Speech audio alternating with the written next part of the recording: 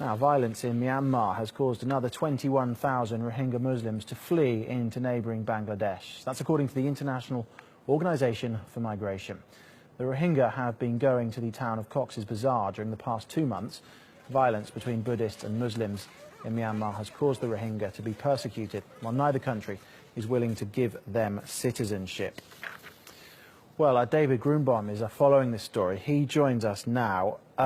David, last week Myanmar's government announced the formation of a new body to investigate the October the 9th attacks against border guards. You've been speaking, I believe, to Kofi Annan, who's been in a press conference. What was said?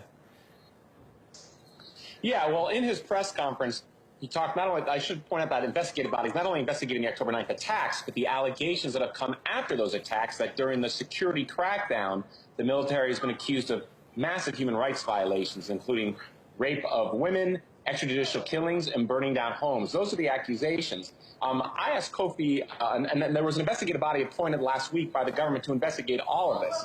I asked Kofi Annan what he thought about this investigative body and if they could do an investigation that was independent, credible, and comprehensive. What were his thoughts?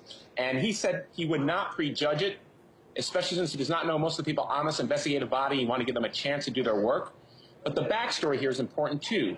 The international community, including the UN, has called for an independent, credible investigation, and several human rights groups last week slammed this new investigative body because there are no Muslims on it. It's led by an ex-general, so critics say it will be biased in favor of the army. And some people have called for an investigative team to include international experts, but everyone on this team is from Myanmar.